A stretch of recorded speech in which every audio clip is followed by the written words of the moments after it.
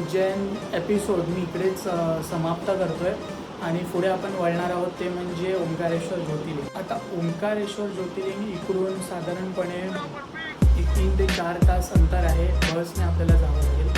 So चला मग आपण निघूया इकडून, चेकआउट करूया आणि जाऊया आपण ओंकारेश्वर ज्योतिर्लिंग. त्यानंतर पण तिकडे काही गोष्टी कवर करणार आहोत. खूप सुंदर दृश्य आहे मित्रांनो, तिकडेसुद्धा खूप प्रसन्न वाटतं.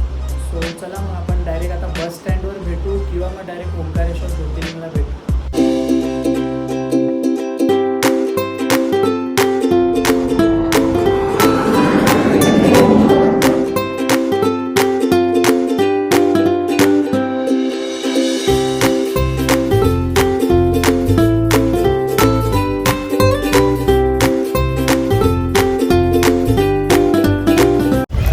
तर गुड इव्हनिंग मित्रांनो, आता झालेलं आहे 4:35 आणि बस आपल्याला भेटलेली आहे. उज्जैन हरिफाटा टू ओंकारेश्वर बस भेटलेली आपल्याला अँड 250 पर पर्सन. ठीक आहे, चालतं, जाऊया, बघूया. 9:30चं टायमिंग दिलेलं आहे ड्रॉप आणि ठीक आहे. मी तुम्हाला दिसतात काही चांगले पॉईंट्स व्ह्यू आले तर मी नक्की दाखवेल. सो तोपर्यंत stay tune.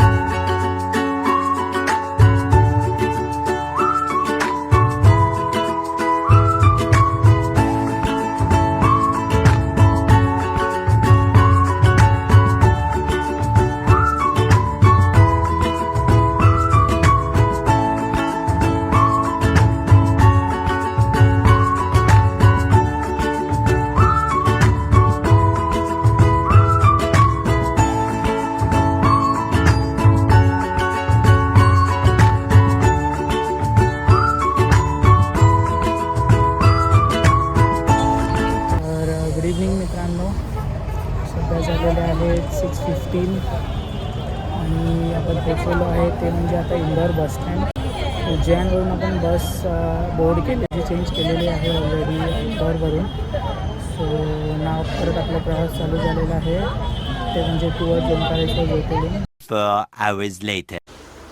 So WhatsApp public, आता वाजतायत साधारण तरी 11:10 झालेले आहे आणि फायनली आपण ओंकारेश्वर ज्योतिर्लिंग इकडे पोचलेलो आहोत. रूम घेतला आहे आणि तुम्ही बघू शकता, 1 मिनटं मी तुम्हाला दाखवतो. हा ॲक्च्युली डबल बेड आहे आणि शेअरिंगमध्ये घेतला ॲक्च्युली, कारण कुठेच रूम भेटत नव्हता. सो शेअरिंगमध्ये घ्यावा लागला कारण काहीच आपल्याकडे दुसरा ऑप्शन नव्हता. सो इकडे सांगायचं म्हणजे श्री गजानन महाराज संस्थान खूप चांगली जागा आहे रूम बीमसाठी. बट द थिंग इज इकडे लगेच फुल होतं मित्रांनो. मी बसमधून, तुम्ही खोटं वाटणार तुम्हाला, बोर्ड केलेली 4:30 वाजता उज्जैन हरिफाटावरून आणि इकडे साधारणपणे माझा ड्रॉप झाला काहीतरी 10 वाजेपर्यंत. सो एवढी लांब जर्नी 4.5-5 तासाची आणि ते पण खूप टायरिंग होतं बघायला गेलो तर. बट ठीक आहे, आपण पोचलो इकडे म्हणून मी जास्त काही ब्लॉगिंग वगैरे केलं नाही, कारण तुम्हाला तर माहितीच असेल बस जर्नी काय असतं आणि ते पण 5.5 तास वगैरे एका जागेवर बसून राहायचं विदाऊट एनी स्टॉप. एक स्टॉप पण नव्हता मित्रांनो मध्ये. सो फायनली आपण इकडे पोचलो आहे. आत्ता आपण काहीतरी खाऊन बघूया लाईट आणि उद्या सकाळी आपण लवकर निघणार आहोत ओंकारेश्वर ज्योतिर्लिंगसाठी. ट्राय करणार आहोत लवकर निघायचा, कारण परत आपली 5:50ची ट्रेन आहे संध्याकाळी खंडवा जंक्शनवरून. ती म्हणजे नेक्स्ट डेस्टिनेशन मी तुम्हाला उद्या सांगेल आपलं कोणता असेल. बट आपण आता आलो आहे ओंकारेश्वर ज्योतिर्लिंग, तर आपण दर्शन घेऊया चांगल्यापैकी. उद्या असेल नर्मदा नदी, त्याचेही दर्शन घेऊया. मग नंतर एक ममलेश्वर आहे. जर तुम्ही ओंकारेश्वर येता तर तुम्हाला ममलेश्वर हे करणं गरजेचं आहे. सो आपण ते सुद्धा करणार आहोत. आणि एवढंच बोलेल मित्रांनो की इकडे जर तुम्ही येताय तर स्टेसाठी आधीच तुम्ही बुकिंग वगैरे करा किंवा काही ओळख वगैरे असेल तर आधीच तुम्ही बुक करून ठेवा. बिकॉज कसं इकडे सगळं फुल होऊन जाते लगेच. आता काही सप्ताह वगैरे काय चालू आहे मलाही नक्की माहिती नाही, बट लगेच फुल होऊन जाते. सो इकडे म्हणजे कोणत्याही भरोशावर तुम्ही बसू नका, सगळ्या गोष्टीसाठी प्रिपेअर राहा. आणि रूम्स वगैरे तर आहेत चांगले आहेत, बट बघून घ्या. जर गजानन महाराज संस्थांजवळ जर तुम्ही पोचलात आणि तुम्हाला रूम नाही भेटले, तर खूपसे एजंट्स आहेत जे तुमच्या जवळ येतात, तिकडेच उभे असतात तुमच्यासमोर येऊन. ते लोक प्रायझिंग सांगतात 1200, 1000, 1500. So as per your need तुम्ही त्यांच्यासोबत बार्गेन करू शकता. आणि मित्रांनो, एक लक्षात ठेवा, इकडे जे रूम्स आहेत ते 12 तासाच्या हिशोबाने आहेत, 24 तासाच्या हिशोबाने नाही आहेत. सो त्यावरसुद्धा तुम्ही लक्ष द्या. आणि जर तुम्ही 24 तासासाठी येत असाल तर आधीच त्यांना सांगा ही गोष्ट चेक इन करताना. नाहीतर नंतर तुमच्यासोबत असं व्हायला नको की मला ही गोष्ट सांगितली नाही किंवा मला ही गोष्ट माहिती नव्हती. सो तुम्ही जर कोणत्याही हॉटेलमध्ये चेक इन करताय तर त्यांच्यासोबत प्राईस कन्फर्म करून घ्या की जे तुमच्याकडून 2000, 3000 जेवढे पण रक्कम घेणार आहेत ते 12 तासाचे असतील की 24 तासाचे. आणि मुद्दा म्हणजे आपण उद्या तर तसंच जाणार आहोत ओंकारेश्वर दर्शनाला, तर डायरेक्टली उद्याच भेटूया मित्रांनो. सध्या तरी खूप थकलो आहे मी, कारण एवढी 5 तासाची जर्नी म्हणजे आता तुम्हाला तर वेगळं सांगायलाच नको, सगळ्यांनीच बसचा प्रवास केलेलाच असेल. हां, जर AC बस असेल तर वेगळी गोष्ट आहे मित्रांनो. बट ठीक आहे, आता आपण पोचलोच आहे तर थोडा आराम करून घेऊया, चेंज करून. आणि मी डायरेक्ट आता उद्या सकाळी भेटतो तुम्हाला मित्रांनो. तोपर्यंत जय श्री महाकाल, शुभरात्री. तर सुप्रभात मित्रांनो. हा आहे दिवस दुसरा आणि आपण आलेलो ते म्हणजे श्री ममलेश्वर दर्शन घेण्यासाठी. आणि पहाटेची वेळ होती, जास्त गर्दीसुद्धा नव्हती. 15 ते 20 मिनिटात आपले दर्शन झालेले मित्रांनो. आणि इकडून पुढे आपण गेलो ते म्हणजे ओंकारेश्वर दर्शनासाठी. तर मित्रांनो, जर तुम्ही ओंकारेश्वर दर्शनासाठी येत आहे तर इकडे 2 ज्योतिर्लिंग आहेत, एक ओंकारेश्वर, एक ममलेश्वर. तर दोन्ही ज्योतिर्लिंगाचे दर्शन घ्यायला विसरू नका मित्रांनो. आणि बोट सर्व्हिससुद्धा आहे इकडे. तर तुम्हाला ओंकारेश्वर मंदिरापर्यंत जर जायचं असेल तर 100 रुपये पर पर्सन ही बोट चार्ज करतात मित्रांनो. आणि जर तुम्हाला नर्मदा नदीमध्ये फिरायचं असेल, कावेरी संगम बघायचं असेल तर तुम्हाला 250 to 300 रुपीज पर पर्सन हे चार्ज करतात. बार्गेन करायला विसरू नका मित्रांनो इकडे. आणि सर्वात मोठी गोष्ट म्हणजे इकडे तुम्हाला बोटवाले बोलतील की तुम्हाला सगळे पॉईंट्स फिरवतो किंवा 500 रुपये द्या वगैरे. तर मित्रांनो, यासाठी तुम्ही आग्रह होऊ नका. 200 मॅक्झिमम 200 रुपयामध्ये तुम्ही त्या लोकांना बोलू शकता पूर्ण पॉईंट्स फिरवायला मित्रांनो. तर फारच सुंदर दृश्य आहे, तुम्ही बघू शकता. आणि मंदिरापर्यंत जाण्याचा जो मार्ग आहे तो म्हणजे दोन्ही बाजूला, डाव्या आणि उजव्या बाजूला तुम्हाला पूल दिसतील मित्रांनो. त्यावरून तुम्ही नर्मदा परिक्रमा करत तुम्ही मंदिरापर्यंत जाऊ शकता मित्रांनो. तर नर्मदा नदीमध्ये स्नान करण्यासाठी सुद्धा विसरू नका मित्रांनो. जय श्री महाकाल.